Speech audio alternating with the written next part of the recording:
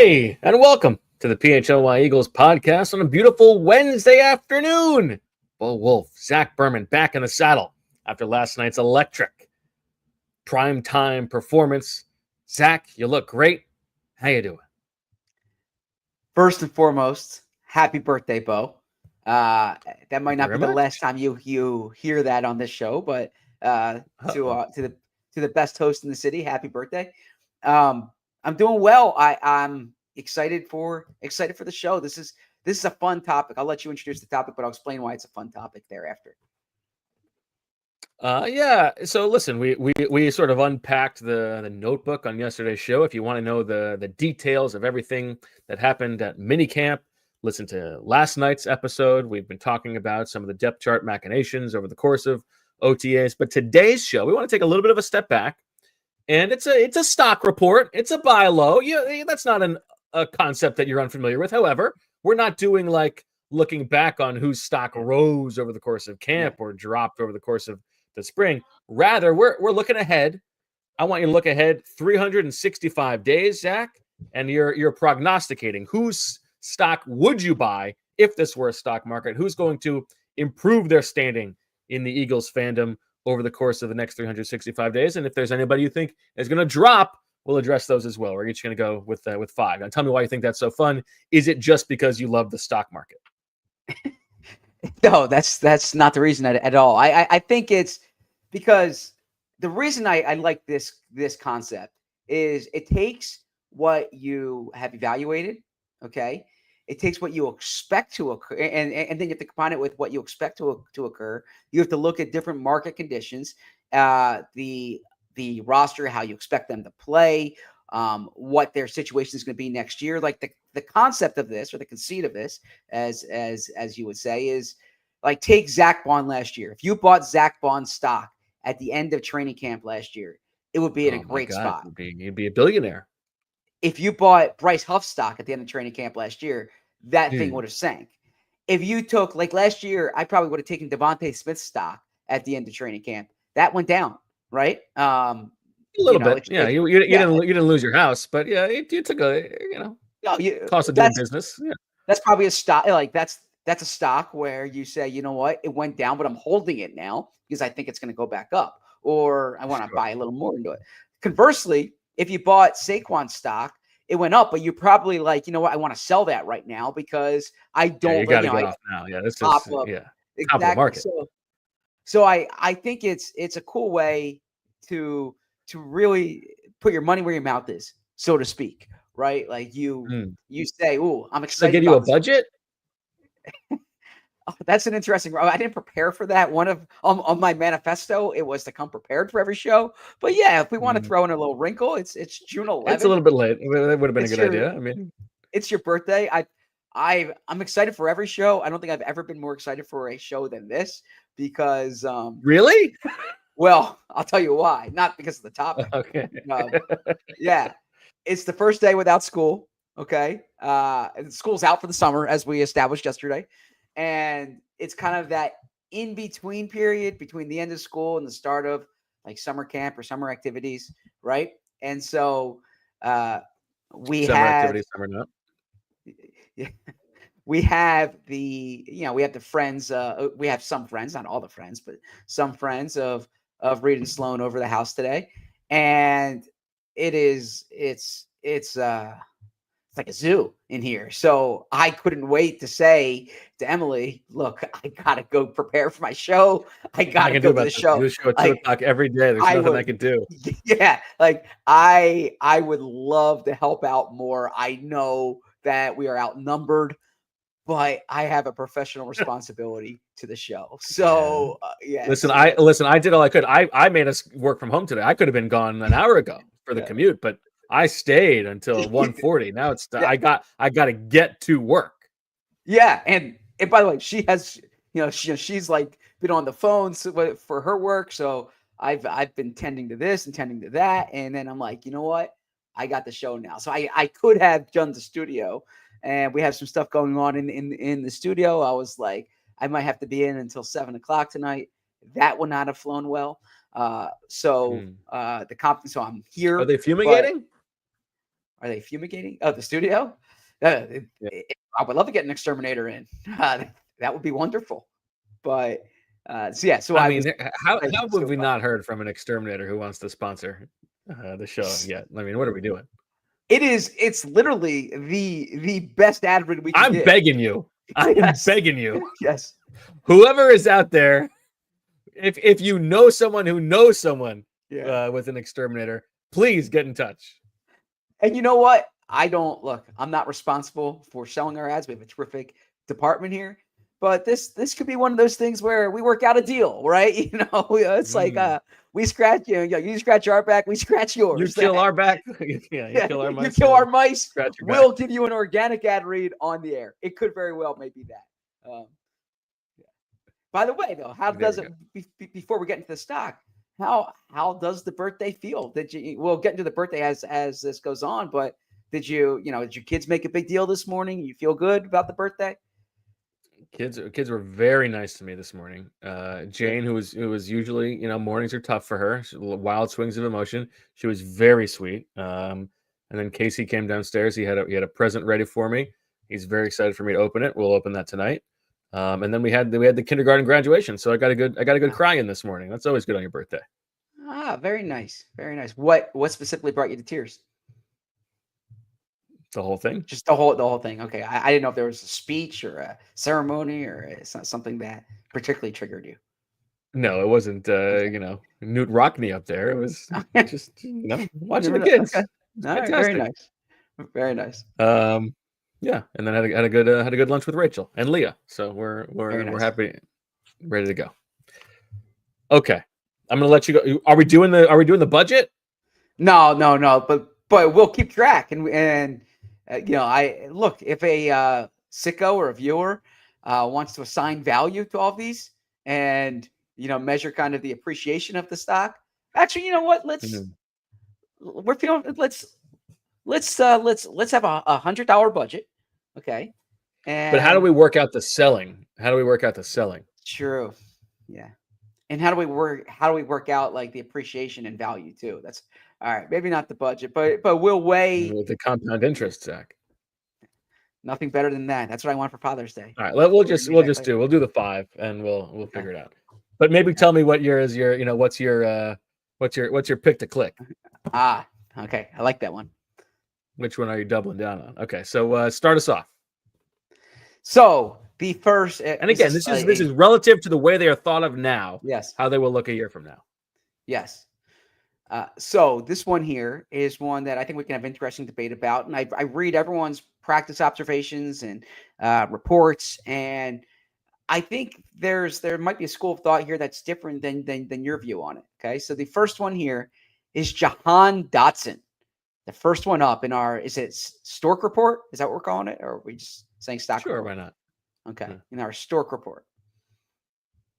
Okay. Do you want me to answer it or you are buying Jahan Dotson? Oh no, I thought sorry. We should work this out. I thought we put the player out and then we both give whether we're buying or selling. Is that not how you viewed it? That is not. I thought it was like, okay, tell me someone who you feel strongly about that you were going to buy or sell. And then I will go. And then, but gotcha. But that's okay. Yeah. So I am buying Jahan Dotson stock. Now I'm maybe buying it at a call price, right? Like I'm not going. So let's talk about where the stock is right now. Because if you're buying Jahan Dotson stock, I think right now, coming off the Super Bowl, Jahan Dotson is thought of by most people in the Eagles orbit as a solid third receiver, a player who they are expecting to have a bigger year than last year. Yes, although devoted viewers of this show would know the data points about where he ranks in terms of yards per route run, right? Near the very bottom. Yes. And even when he was in Washington, near the bottom. So this is one that I think could be polarizing. He did come on. The markets have different prices for. Yeah, he did come on late in the postseason. I was unimpressed with Jahan Dotson when AJ Brown and DeVonta Smith were out last year. I think that when you factor in a full offseason with the team, the motivation of a contract year, my expectation that this team passes more. The expected mismatch that, or I shouldn't say expected mismatch. The fact that he'll probably get the least amount of defensive attention on every play if the Eagles are healthy. And I like some of what I've seen this summer. I think the way we discuss Jahan Dotson next offseason will be different than the way he's thought of this offseason. I don't expect him to be a Philadelphia Eagle next offseason, but I think Jahan Dotson can work his way into an $8 million contract with some decent performance this offseason, with some decent performance this season. First of all, for a receiver his age, that would be, I mean, that's a meager contract. He might get close to that now. You think so? Let's put some parameters on this, because for him to really exceed expectations, he had 216 receiving yards last year. I think the general consensus is that he's going to have a better year and be a bigger part of the offense. Are we talking like what constitutes success here?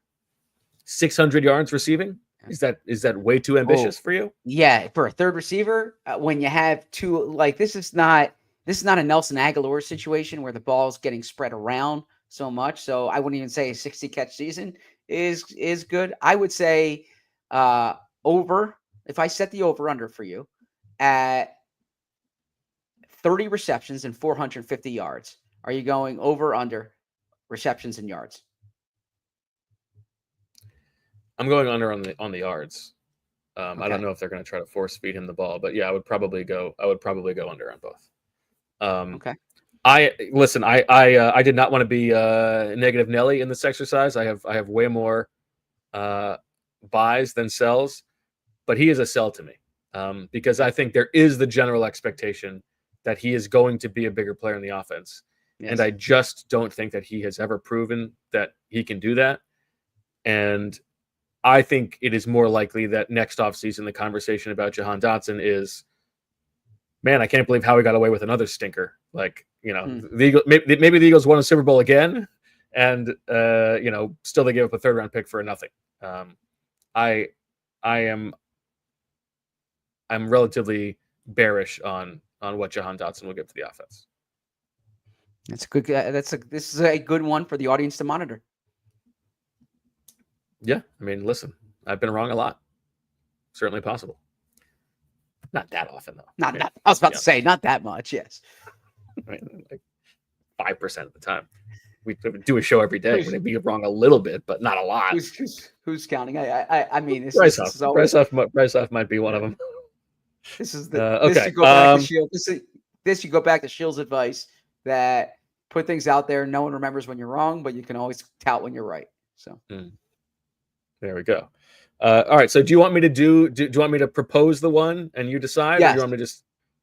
I want you to propose the way that you and then you say whether you're buying or selling, and I'll say whether I'm with you on it or whether I'm taking the other side. Okay. So we'll do it the way that you were thinking of it. Okay. Well, you brought him up, and so I want to take your temperature, and I do have an expectation as to what it will be. I don't think that this is not a stock that's going to rise or fall a ton. But where are you on DeVonta Smith?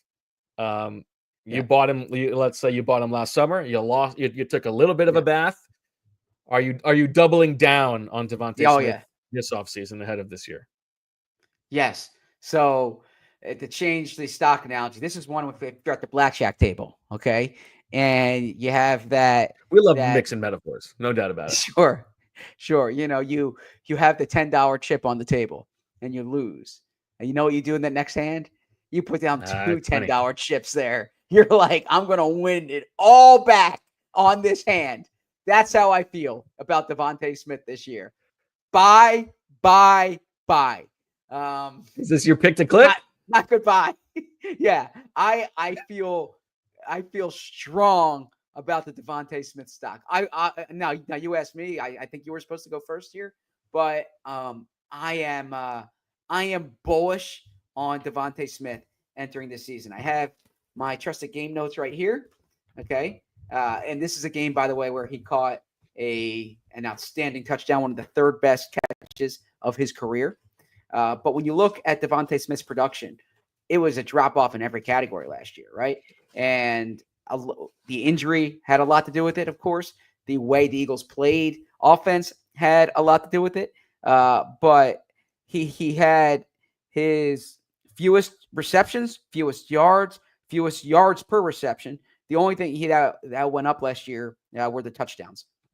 So I think that DeVonta Smith is back over 1,000 yards. I think DeVonta Smith is going to lead the Eagles in receptions again.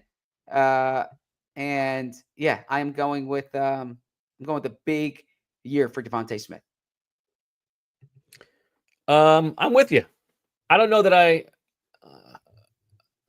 the problem is, they still have AJ Brown. Sure. And AJ Brown is better. Like, AJ Brown is unbelievable. He is a superstar. Probably the best receiver that we will ever see in Philadelphia. But DeVonta Smith is awesome. And I do think he's going to remind people of that this year. I think, he had just under 1,200 yards in 2022. That's his career high, 1,196.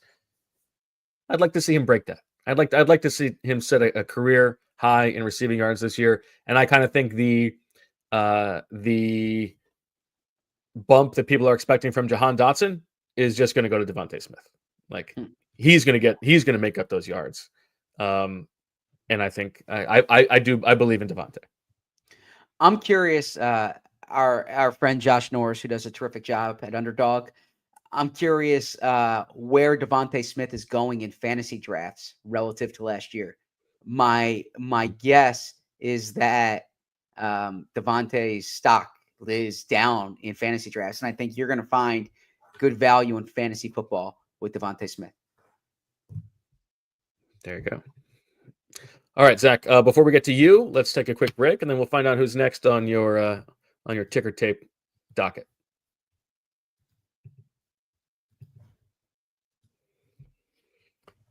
Ace Hardware Home Services. If you have an outlet you said you would fix last summer, Ace Hardware Home Services has the person to fix it. Because now they're not just the helpful hardware folks, they're also the helpful home service and repair folks. From plumbing and electrical to heating and cooling, they've got the trusted pros to keep your home humming all year long. At Ace Hardware Home Services, they're bringing helpful home, the helpful you love from the store, now to your front door, from Philly to the Jersey Shore. Visit Ace Hardware Home Services online at acehardwarehomeservices.com to get you started on your next project. Are you getting hit in the stock market right now and you're looking for some low prices? Well, the place you need to go is Ashley. Ashley has low prices that are blooming. Spring into savings at Ashley. Save up to 50% off living rooms, bedrooms, and dining rooms, and have it all delivered for free. Plus, get long-term, no-interest financing. Save on top brand mattresses and get free delivery, setup, and removal. But don't wait. Spring into savings now at Ashley, South Jersey, and Ashley, Philadelphia. Disclaimer here: financing with approved credit. Minimum purchase required. Some exclusions may apply. See store for complete details. Hurry to Ashley. Visit ashley.com for more information. And while we're here, we thank TrueMark Financial for sponsoring this episode. TrueMark Financial is also going to be behind something fun that we're doing in exactly 1 week on Wednesday, June 18th. A full day of wall-to-wall streamathon coverage. Sports, laughs, chaos, and your favorite PHLY talent doing what they do best. Taking their clothes off. No. Keeping Philly fans entertained, informed, and a little bit unhinged. We're going to be swapping hosts. We're going to be doing different kinds of shows. 12 straight hours of streaming coverage here on PHLY. The best way to support us is to hit that subscribe button. Not only does it help us creating the content Philly fans deserve, but it gets you front row access to every moment of the madness. So mark your calendar, clear your schedule, and get ready to ride with PHLY. 12 hours, one city. Zach's going to love this. All vibes. Wednesday, June 18th, the PHLY Streamathon. So I'm next up here. I'm trying to figure out which direction to go because I'm going to go with an interesting talker for you here. Okay. This is one that's going to be fun. Zack Baun. I'm Okay. selling some of my Zack Baun stock. And I'm not sure everyone's selling this because there is this thought that was his first year playing off-ball linebacker. Now, he gets this full year behind him. He's going to be even better. He plays. He'll play with Jahan Campbell. They can use him different ways, and I think Zack Baun's going to have a good year. I think it's hard to have the year that he had last year. Last year was a historic year at that position for the Eagles, and it's similar to my Saquon Barkley conversation. I just wonder if the Zack Baun stock is too high. This guy was literally a defensive player of the year candidate, right? And so it's going to be hard from my perspective to have the same type of because the other thing too is it wasn't just the consistency with which he played. It was the splash plays, the game-changing plays, forced fumbles, interceptions. There's variance with those types of plays. And so I'm probably saying, you know what, Zack Baun is priced that stock's priced a little too high right now, or it's probably it's priced appropriately. I don't see the value shopping here. So what I'm going to do is I'm going to sell my Zack Baun stock, and maybe this time next year I'm going to get back onto it. That's my Zack Baun approach. So I mean, it would be hard. It would be hard for Zack Baun to, for his stock to rise too much higher. So I think you were right fundamentally, but I think there are several players from last year who are at that what you would think is the apex of their value, right? Mm-hmm. Saquon, Zack Baun, maybe Quinyon Mitchell. You could talk about Jalen Carter. I think we would probably both buy Jalen Carter stock. Yes.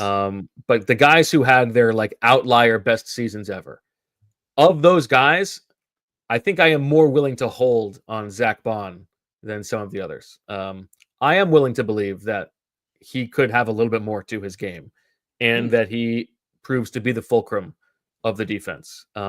It's possible that his stock rises in he doesn't match the numbers, but he misses 2 games and the defense collapses without him. Good point. Something like that, and you realize just how valuable he is. I believe that he is very important to how good this defense is, and so I will, I more than some of those other sky high guys, I would be willing to hold on Zack Baun. I think.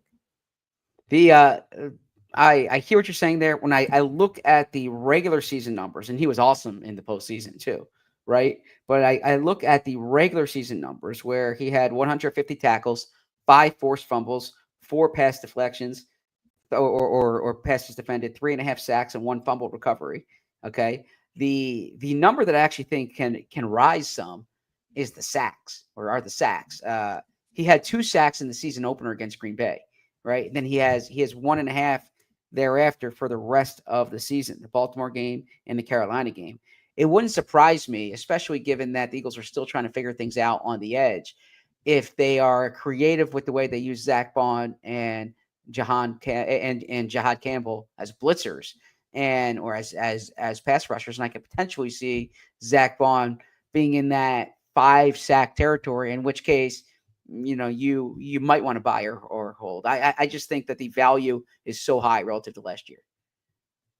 I think last night I talked myself into the opinion that I think they're better off with him just playing middle linebacker.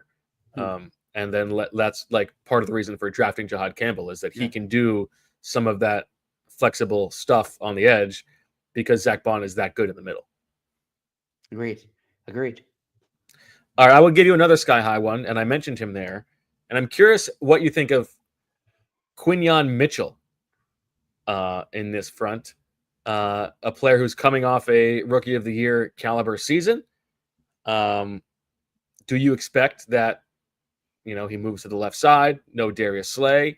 He is still a lockdown corner. He's somewhere even better. Maybe he gets some interception luck, or do you expect a bit of a come down from Quinyon Mitchell? And holding's not an option here, right? We're buying or selling. You can right? hold, I'm probably holding. Maybe a slight sell. I think he was really good last year. I think that he'll probably be comparable this year that he did than what he was last year. I think the interception totals should tick up, right? I mean, he's around the ball so much. He has so many near interceptions. You got to think he's going to finish those plays. Darius Slay had the anecdote last year that your first year, those interceptions are harder to come by. And you saw it with Cooper DeJean too, right? And then you kind of have a better idea as your career goes on. I think coverage, I don't know if he'll be as sticky, right? There's more of a book on him now than there was a year ago. They're without Slay in there. He's seeing every week. He'll probably see the team's top receiver. So I'm going with a hold to a slight sell. Yeah, this is the one where, sort of the way that you framed Baun, I would like to sell Quinyon Mitchell for this season and then pre-buy his stock again next season. I expect just a little bit of regression this year as opposing offenses have a better understanding of him, have a better book on him. I also think we expect the general quality of the secondary to come down a little bit, and I think that will be reflected on him as well, whether that is all his fault or not. I think he will, be the closest guy in coverage on some bigger plays, and I just think there's general regression from him starting so fast, and it's a position where it is hard to maintain that level. You see it like, a guy like Sauce Gardner, who has an unbelievable rookie year. There's a little bit of a come down, and then he sort of finds his level. I think that's the kind of thing that we might be seeing with Quinyon. Well said. Okay. So I'll jump in here, and I was going to go with Lane Johnson, but I thought we did a lot of Lane Johnson conversation last night, and I wanted to kind of give a player that we haven't really discussed as much, and that's Jordan Mailata. And I'm going with Jordan Mailata. Oh, okay. Buy. And the reason I'm buying Jordan Mailata is of the 4 entrenched offensive linemen, right? He was the only one that didn't make the Pro Bowl last year. And we discussed it at the time. He's a respected player in the league, but that position where you have Lane Johnson, you have Penny Sewell, you have Tristan Wirfs. It's hard to crack offensive tackle. Okay. I think Mailata is going to continue to get better. We've seen that. I don't think there's a leveling off here. I think that the continuity, of course, with Landry Dickerson, which you saw the benefit of that last year. But I just think it's going to be another step to Jordan Mailata's game where, not to make Pro Football Focus the end all be all, but you see the way that he grades out. I think that this could be the year when Jordan Mailata is viewed as an elite left tackle in this league. Okay, I could see that.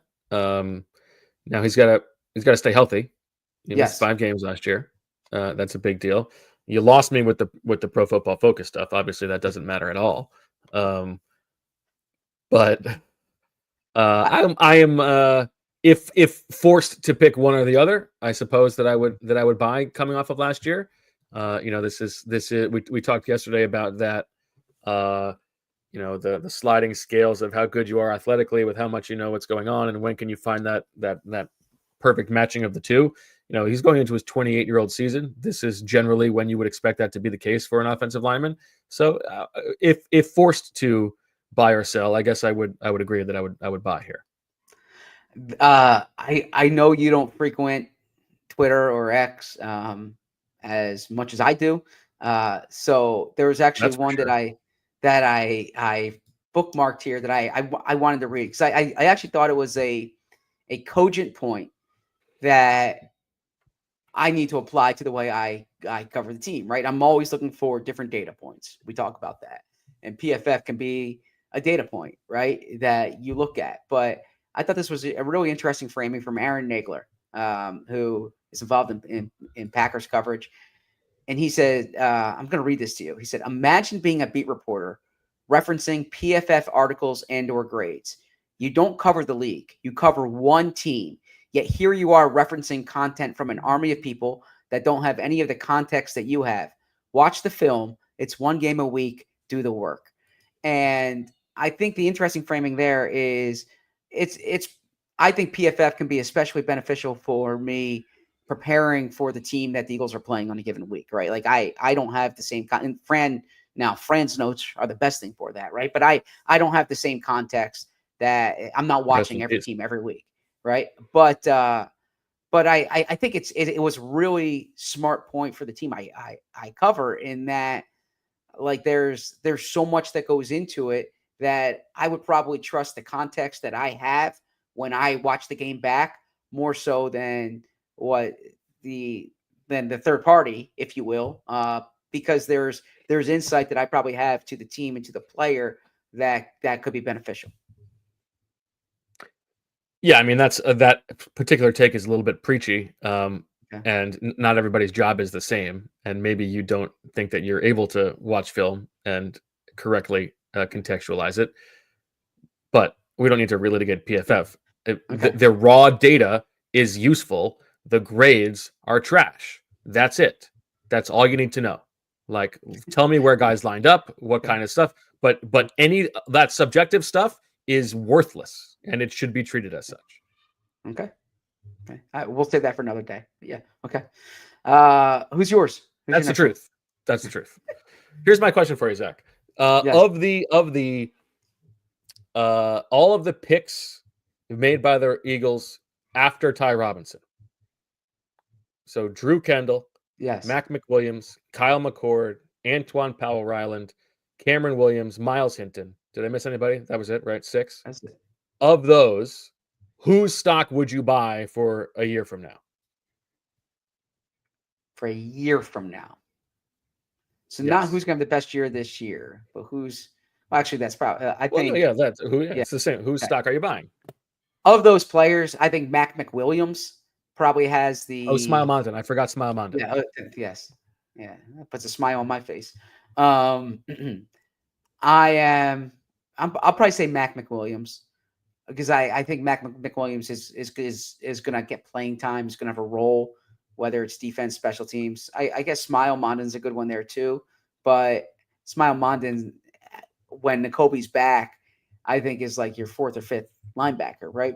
Mac McWilliams, if he enters the season as your fourth corner has an easier pathway to get on the field. I mean, think last year, Kelee Ringo was your fourth corner, and Kelee Ringo played.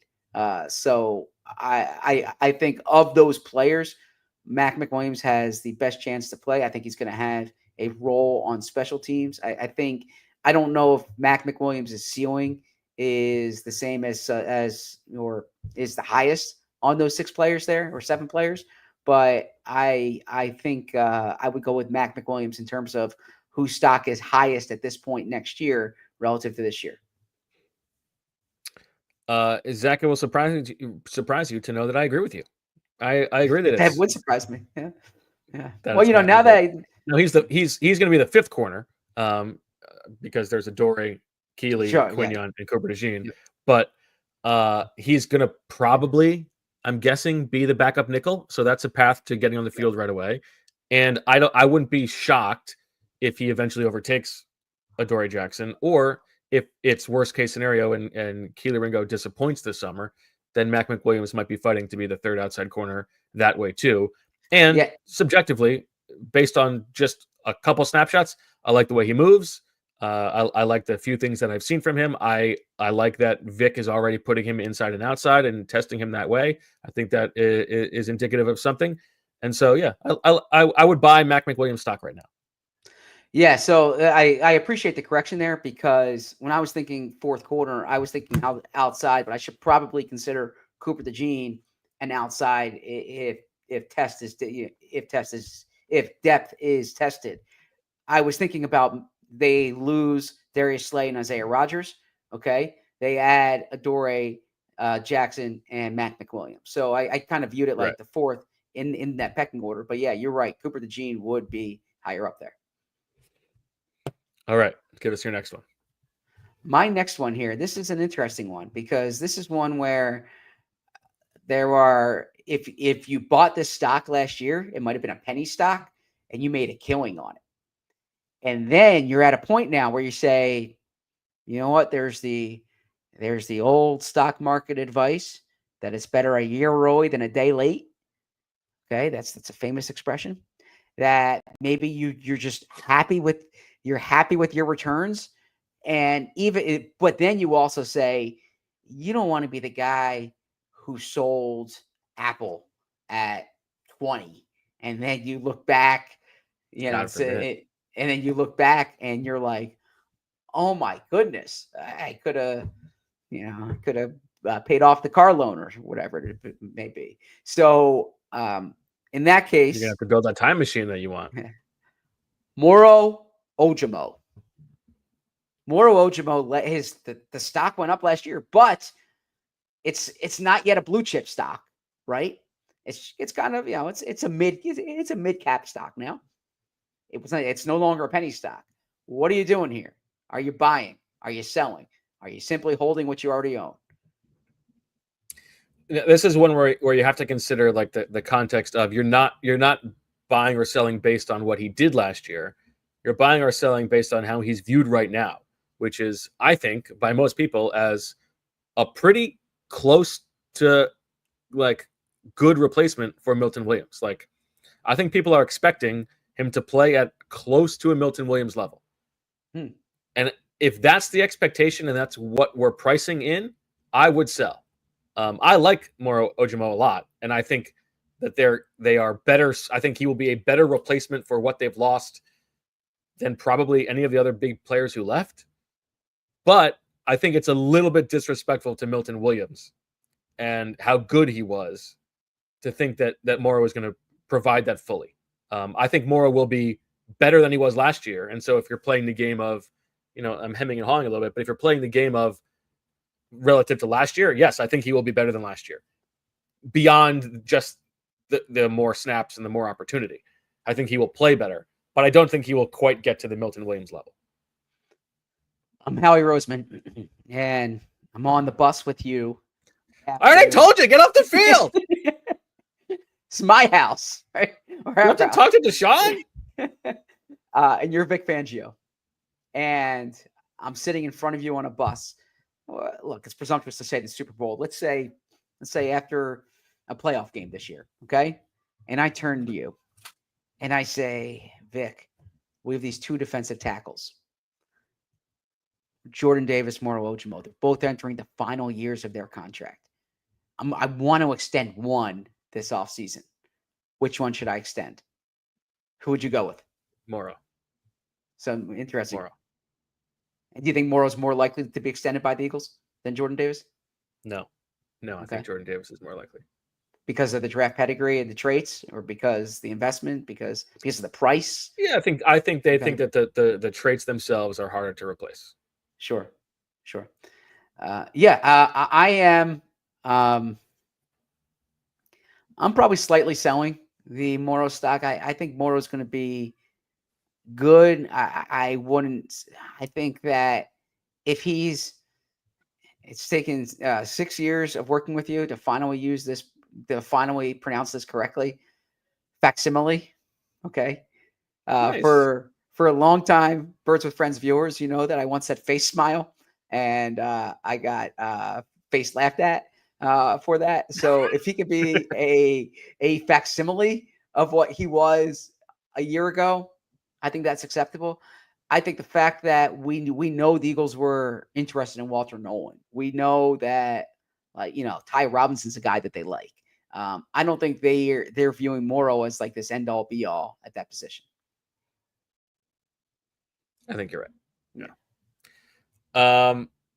I think we talked about Jalyx Hunt on yesterday's show, so I don't want to go too deep on him. I think we both kind of agree. Everybody's expecting a big year. I think he might deliver on that. I think he would be someone that you would consider buying. I want to check in on Jahan Campbell. How you feel about that, Zach? Because it's an interesting one. Because you're thinking right now that this guy's expected to be an impact player whenever he's healthy. The Eagles tried to trade up to 22 to get him, and they got him at 30. And Vic's got a plan for him. But what if it's a very difficult position to if he's playing linebacker to make an impact right away as a rookie? He's dealing with this injury that could linger. Is there a chance that realistically a year from now we will think, that was kind of a disappointing season for Jahan Campbell, and his stock has dropped just a little bit. I don't think so. I think Jahan Campbell functioning within this defense, I think he's going to play early. He's going to play often. And I think he's going to be a factor for the Eagles. Now, is he's not Zack Baun, if that's the expectation, right? It's not Micah Parsons this rookie year, if that's the expectation. But I think he's going to be a consistent starter. I don't think he's going to be one of these guys like after Jordan Davis's rookie year, we were probably saying it just takes time. I don't think we're going to be saying that with Jahan Campbell. I think Jahan Campbell is going to be a productive player early on. So do you think you would buy significantly, or I would buy slightly? I would buy slightly. So here, I pulled up Defensive Rookie of the Year odds. Okay, so on this list here, would you say this player is going to have a better or worse year than Jahan Campbell? Okay, so let's disregard the odds itself. Let's just talk about the players who are ranked ahead of him. Abdul Carter, Giants, better. Yes. Travis Hunter, Jaguars, better. Yes. Jalen Walker, Falcons, third on this list. I'm going to trust Fran and say no. Michael Williams, 49ers. Yes. This one surprised me. Mike Green, Ravens. I guess that position, Ravens pop. Yeah, I will say no. Okay. Shamar Stewart, Bengals. I mean, he's not practicing Hard right no. now. Yeah. Mason Graham, Browns. No. Okay. So now we would have Jahan Campbell ahead of 4 players ranked ahead of him. Now that said, Mason Graham probably should have it better. Yeah, I mean, so there are guys ranked behind him who I actually would like. Like I think Malachi Starks is really going to pop in Baltimore this year. I mean, me personally, I think James Pierce Jr. is going to have a good year with Atlanta. He's actually the same odds as Jahan Campbell. Jahdae Barron is after him. Donovan Ezeraku. I would go Campbell over Ezeraku. Walter Nolan is down there. JT Tuimoloau.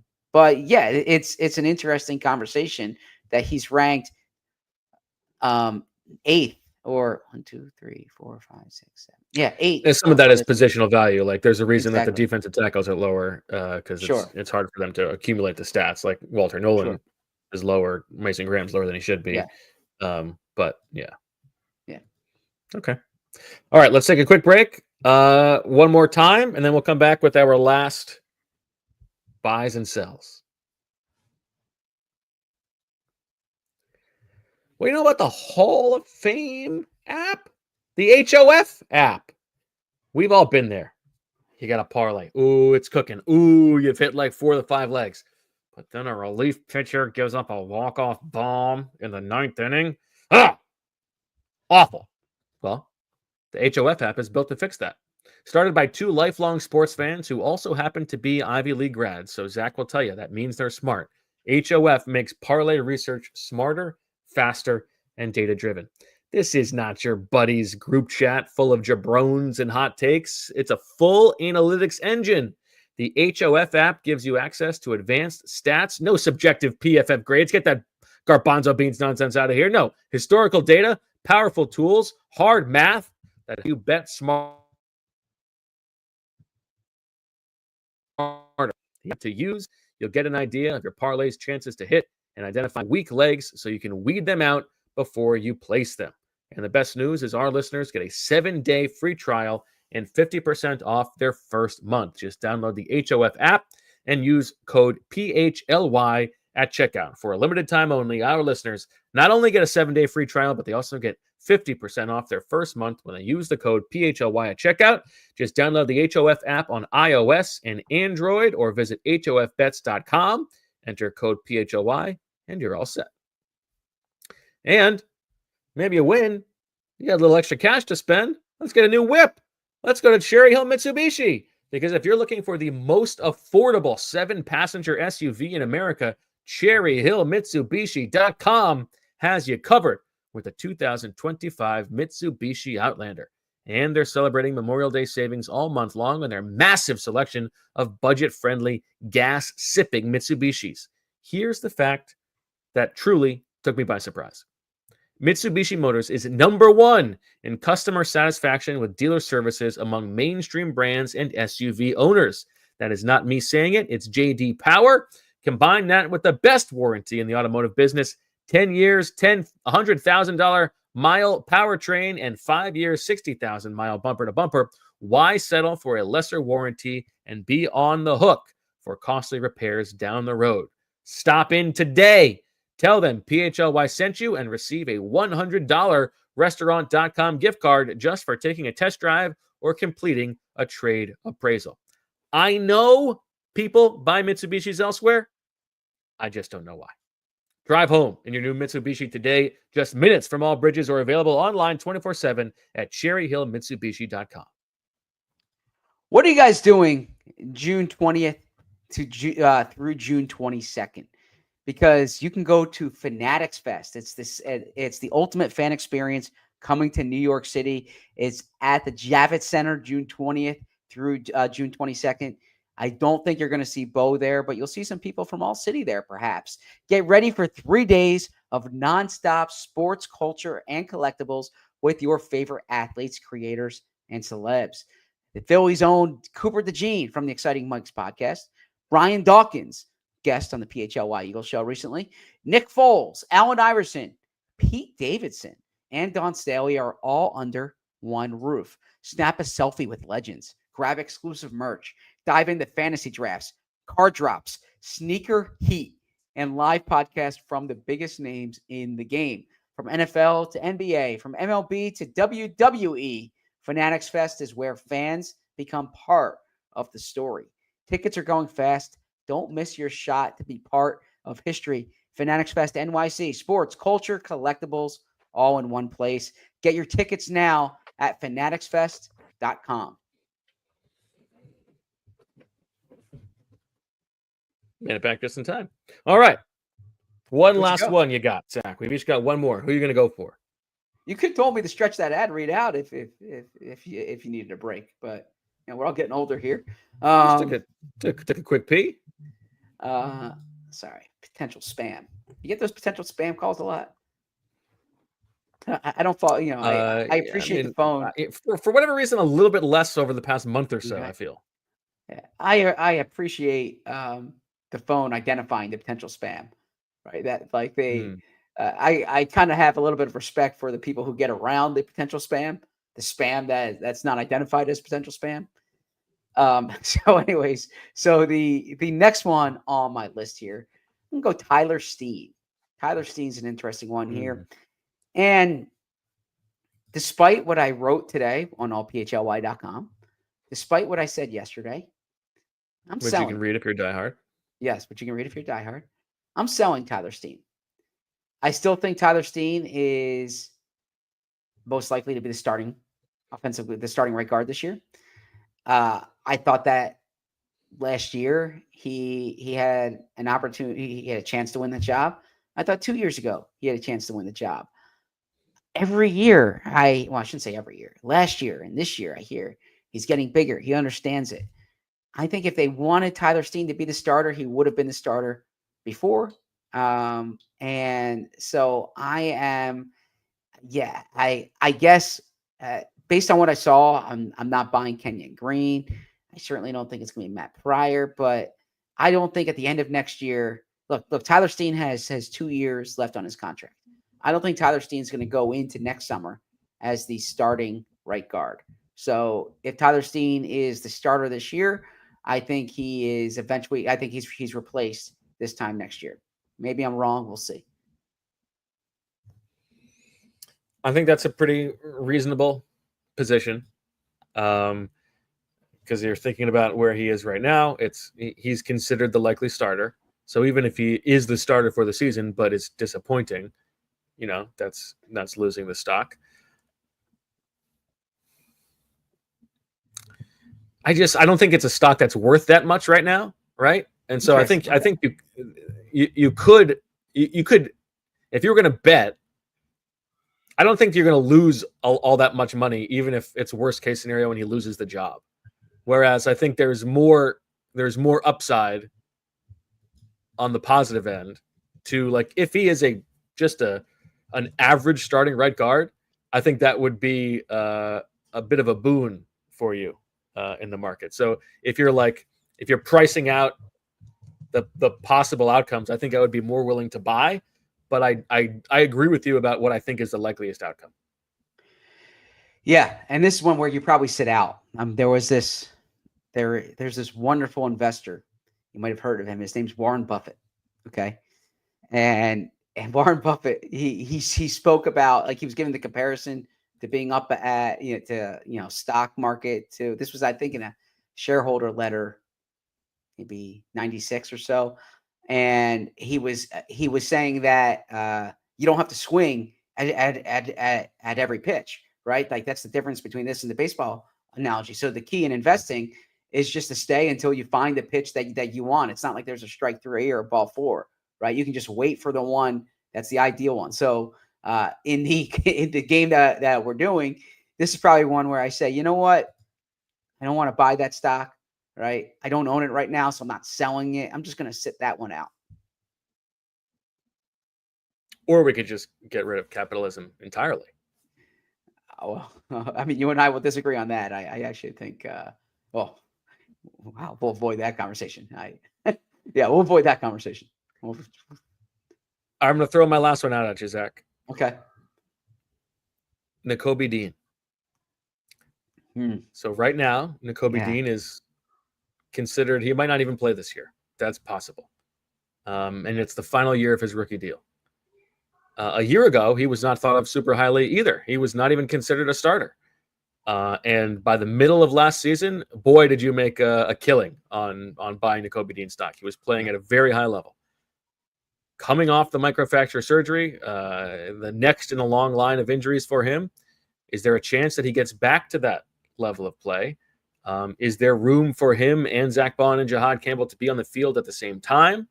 Or is it more likely that he's just heading off into pasture this offseason and going to a different team? Yeah, I think it's the latter. Is I'm probably, whatever stock I have with Nakobe right now, and this was a fun stock to buy last year. I am probably I'm selling what I own of it, and then I'm going to buy it back next year at a lower price going into his next team. Nakobe Dean has the intangibles that I want to bet on, and again, I can't tell you physically how he's going to look post-injury here, but I don't know if it's going to be in Philly, right? I mean, I think Nakobe's best opportunity is probably to latch on somewhere else because I just don't think at the end of this season it makes sense to bring him back when you took Jahan Campbell. If Jahan Campbell is an edge rusher for you, that's fine. But even still, they paid Zack Baun $17 million a year, right? They just drafted Jeremiah Trotter Jr. in the 5th round, Smile Mondon Jr. in the 5th round. Are you giving a contract extension to Nakobe Dean? It's hard for me to see it. So you hate it because he was playing well and like he's wired the right way, and it was just such a devastating injury. But the Campbell draft pick in particular, I just don't see the long-term future here in Philly for Nakobe. But do you think there's a chance that he plays when he gets on the field this season to a level where he actually has a reasonable market in free agency? I just think it's going to take time, right? Like maybe the end of the year, he has a few games there, and there's just, there are a few stories about we're starting to see the real Nakobe Dean, but that's a brutal injury. We got to remember the injury occurred in January. All right. This is January injuries are tough, right? I mean, Sidney Brown had a January ACL injury, which is not, which is considered less significant. I mean, they're all significant, but less significant than what Nakobe Dean dealt with. And Sidney Brown wasn't quite himself all year last year, it seemed like, right? Like he didn't quite get back to trusting himself until, a point mid or later through the year. So I have a hard time seeing Nakobe being what they need him to be. Okay. And look, Nakobe, if you're watching right now, like, prove me wrong. Prove me wrong. It's I don't like selling this many stocks here, but I'm just trying to be honest. And I tried to pick players that I thought were like polarizing. Like there's a lot of stock that I would buy right now, but But these are guys that Miles Hinton, for instance. I would probably, yeah. Well, depends on the injury yesterday, right? But we'll see. We'll see. Super chat from CDP, Zach, who says, Peckness migrate Adam Peters, Adam Schefter, Adam Smith. Sorry, who's Adam Smith? I mean, the founder of economics. The founder of economics, Adam Smith? The Invisible Hand? Isn't that Adam Smith? Oh, the Scottish. Okay. Yeah. Sorry, I should have known this. I mean, I don't know enough about Adam He's Smith. playing off of your pro-capitalism is what is yeah. In my defense, he passed away in 1790, before my time. I don't know. Sorry about this. I'm embarrassed. I'm gonna go with. So you're gonna migrate him because he's already been dead. Yeah. I'm definitely nesting Adam Schefter and I'm pecking, I guess, Adam Peters in this case. I don't know enough about Adam Smith. I don't know if that can. In the announcement of your nesting with Adam Schefter, which agency will get credit for finalizing the deal? Athletes First. Yeah. Okay. Fair enough. Am I allowed to sneak one wild card in for you, or I know we have super chats. I just want your view on one real quick. Kevin Patullo. Sure. Are you buying or selling your Kevin Patullo? Oh, that's a good one. I think I would buy, because I think he's being thought of as the Brian Johnson equivalent, right? Where it's the guy, the in-house replacement coming off a Super Bowl. You're probably expecting it to be a bit of a comeback, and I think they have a realistic chance of doing some things better on offense than they did last year. And I think the offense over the course of the season last year probably underperformed its talent. Not when it mattered, but on the aggregate, I think that's fair to say. And so, yeah, I think there's a chance that they could be better this season. Yeah. Now, if they have a good year, is he a head coach somewhere next year? I mean, I guess that's the precedent, right? That's the maybe. Yeah. Man, Jalen's Jalen be like 7 new play callers. No. I'm not counting, but I'll play that up. Yeah, that's very funny. All right, we got a couple super chats to get to before we get out of here, but we got to do it in overtime.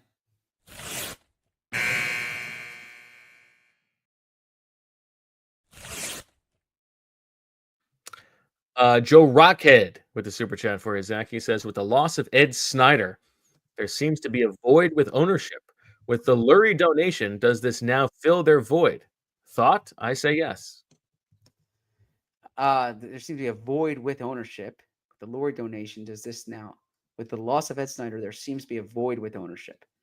So, the Flyers ownership? I'm trying to. I'm not so sure I understand it either. Is he talking specifically about Chop? Yeah, that's what I'm not sure on. I'm trying to better understand the question. Joe, if you can just if you just add in a non-super chat, Joe, explain it. Explain what you mean more, and we'll get back to it. Claire, Zach, also has a super chat for you. She wants you to Peckness migrate. This is no fun. Musk, Bezos, Zuckerberg.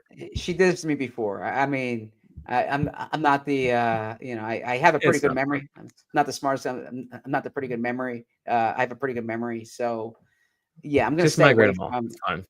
Well, I'm gonna stay away from this one here. I mean, yeah, I'm gonna stay. There's I know who I would migrate on that list, but I'm gonna stay away from this one overall. So okay. All right. Let's see if Joe Rocket has followed up here. Yeah, I don't know. All right, what else is going on, Zach? No, I'm doing well. Yeah, was on Anthony's show this morning. Posted a story. Got the Phillies game here in the corner. I'm curious. I actually did want to ask you this. Okay. Jesus Luzardo comes back. Big game today. As a former pitcher. And I don't ask this in a patronizing way. I ask this in like an honest way. I don't take it in a patronizing way. Okay. I love baseball, but I'm not a pitcher. All right. So Jesus Luzardo, I imagine those who are watching understand the context. I'll give you the quick context. Was awesome this year. Howard had been awesome. And then he had 2 games that were like beyond dreadful. I mean, we're talking 12 earned runs and like just the worst types of performances you can imagine from a starting pitcher. And it was kind of determined that they think he was tipping pitches. And so this was a big start. This was supposed to be a big start today. And he's been terrific today, right? I mean, the last I checked, I don't have the box score in front of me, but he had 10 Ks through 6 innings. The Cubs, who have a really good offense, Phillies are up 6-1 right now and top of the 7th. Tipping pitches, like, is it easy to or how do you identify it? How do you fix it? Is this something you ever dealt with, or at that age are batters? Yeah, I mean this is more of an advanced thing. Okay. It's not like you have advanced scouts in high school. However, there is a time when one of my most proud moments of high school baseball was when I decoded the signs. The coach on the other team of one of our rivals was calling the game for the pitcher, not the catcher, calling the game from the bench, and I decode. I mean, it was very easy to. I like a little cryptology. I used to do the crypto quote. All that thing. It's fun. That's a fun stuff. So I was able to then give our hitters give them a heads up of what pitch was coming. So that was fun. So I wasn't the pitcher. I would never be caught with my pants down like that. Yeah. But it's fun to go. It's fun to be the one who figures it out. Now, I was watching the Giants Rockies game last night, and at the beginning of, I think it was like the 3rd or 4th inning, Kyle Harrison, like the first pitcher, they thought there was going to be a pitch clock violation. It wasn't because the communication wasn't working. Would you like that, or do you like the old school catcher giving you the sign? I'm sorry, I missed. He threw sorry. it. What happened? No, so it wasn't a pitch clock violation. Thought it was going to be a violation. Yeah, but the reason he didn't pitch is because the communication wasn't working. You know how they wear the thing in their ear. The pitch comm wasn't working. Yeah. Exactly. Sorry, I didn't explain that well. The pitch comm wasn't working. So, would you like that, or would you rather the old school way where the catcher's giving you one finger? I mean, I've never gotten to actually do the pitch comm, so it's hard to say. But yeah, I mean, I'm romantic about calling the game myself. And did you call your own game, or did you trust the catcher? It would take a lot for the catcher to earn my trust. Yeah, that doesn't. By the end, Ronnie Reynolds was. I trusted him. He could call it, but I'm willing to shake him off. But I'll follow where he leads. Okay. Yeah, I'm fascinated by that. Another super chat from Callum who says, ZB, if you had to learn an instrument, which would you rather learn? A guitar with a broken string, or a piano missing 2 keys, or a rusty trombone? Piano missing 2 keys, right? First off, I have a little bit of experience with piano. So I can I think I can navigate it. There's what, 88 keys on a piano, is that correct? So if you're missing 2 keys, you still have 80 keys at your disposal. A guitar with a broken string, how many there are what, 5 strings on a guitar, 4 strings on a guitar. So percentage wise, you're just affected a little bit more. And then I see in the chat, do not discuss the last one here. I don't know what that means, the trombone one, so I'm going to stay away from that one. I think you avoided that landmine deftly. Yes. Nicely done. Birthday plans. What do you got tonight? Anything good? Oh, we got the final of. Oh, very nice. Look at that! Happy birthday. We're not in studio, but I just want to say, Julia, an amazing producer. Oh well, she's more than a producer and more than a friend. She's head of production. Okay, amazing head of production. We had some stuff planned, so kind of keep your head on a swivel because maybe it'll pop up at another time. But I should tell the audience, originally the plan was not to do this via StreamYard. But there's some stuff going on in our studio today. That's true. Yes. Yeah, I'm dinner with the family at home. I got a big championship game in our Pokemon tournament. We've got Armarouge against Arcanine. Big upset in the semis, so should be a fun matchup. Good luck tonight. Which team are you? I will probably be Armarouge tonight. Gotcha. Okay. Yeah. Just for the record, Joe on that other super chat circled back to say just that there had been a void of like public donations from the Philadelphia-based ownership groups, and it seems like that is fixed. Yeah. I was reading the Inquirer story about Jeffrey Lurie's donation, and it said that he searched around the world, Europe, around the country, for the best place to allocate these resources, and he decided that CHOP and Penn Medicine was the place to turn. So I think that's awesome. We're lucky to live in a city that has a world-class medical system. It's not something to take for granted. Well said. All right, that'll do it. Thank you very much, Zach. Thank you very much, Julia. We will talk to you tomorrow, 2:00. We got the Duff Man coming in studio. We're gonna have the Duff Man on Friday as well for the big Super Bowl draft. We're even gonna do a little look ahead before the show tomorrow, so it'll be fun. None of your business on that front. For Zach and Julia, I'm Bo. We thank you for listening and watching. Happy birthday, of course, to Bo Wulf. And as always, we love you. We all silly like the mayor.